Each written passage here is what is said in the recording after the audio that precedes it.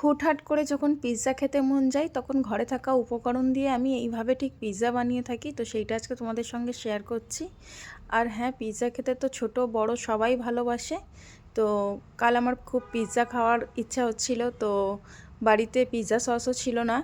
আর তাই ভাবলাম যে বাড়িতে যা আছে তাই দিয়েই আর হ্যাঁ, প্রায় সময় যখন আমি রুটি করার জন্য আটা মাখি তখন যে আটার গোলাটা একটু বেশি হয়ে যায় তখন আমি সেটাকে তুলে ফ্রিজে রেখে দিই। তো সেরকম একটা ময়দা মাখা ছিল, তো সেটা দিয়ে আমি পিৎজা বানাচ্ছি।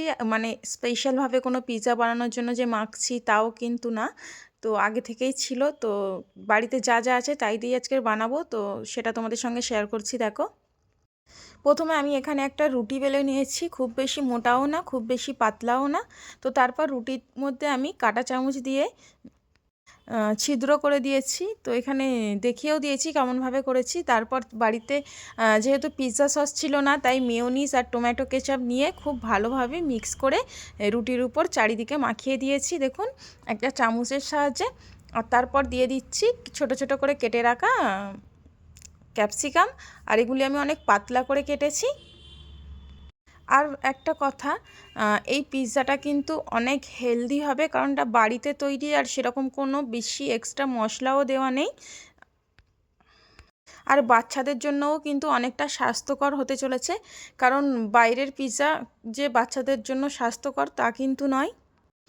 আর বাইরের পিৎজার মধ্যে অনেক বেশি মশলা দেওয়া থাকে। তো তার থেকে যদি বাড়ির বাচ্চাদের এরকম করেও বানিয়ে মন ভোলানো যায় আর কি, আমার মনে হয় সেটাও খুব ভালো। তো আমি কিন্তু প্রায় সময় এইভাবেও পিৎজা বানিয়ে থাকি বাচ্চাদের জন্য, আর ওরা এটা অনেক মজা করে খেয়ে থাকে। হ্যাঁ, আমি প্রথমে ক্যাপসিকামগুলো দিয়ে দিয়েছিলাম, তারপরে দিয়েছি কিছু স্লাইস করা টমেটো, একদম পাতলা পাতলা করে কেটে নিয়েছি। আর দিয়ে দিয়েছি কিছু পনিরের টুকরো।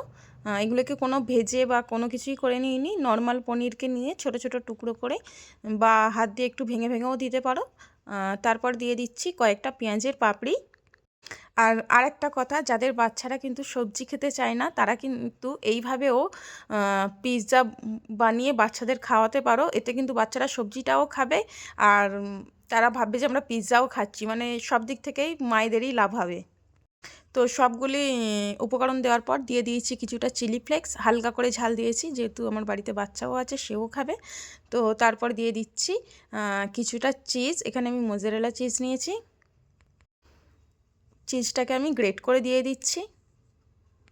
তোমরা যে কোনো চিজ দিয়ে দিতে পারো, অসুবিধা নেই।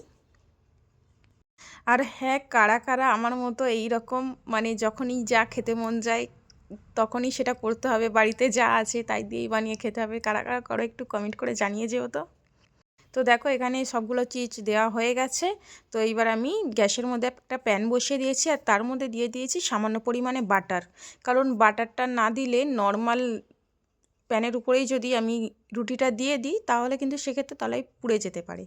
তো যার কারণে আমি সামান্য পরিমাণে একটা কিউব বাটার দিয়ে দিয়েছি, তারপরে পিৎজাটা দিয়ে দিয়েছি এবং দিয়ে 25 মিনিট মতো আমি একদম লো ফ্লেমে পিৎজাটাকে রান্না করে নিয়েছি ঢাকা দিয়ে। তারপর দেখো 25 মিনিট পর ঢাকনাটা খুলেছি, দেখো দেখেই বোঝা যাচ্ছে যে পিৎজাটা খুব ভালোভাবে কুক হয়ে গেছে।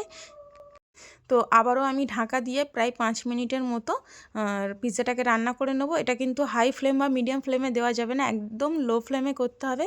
তো দেখো, পিৎজা আমার একদমই রেডি।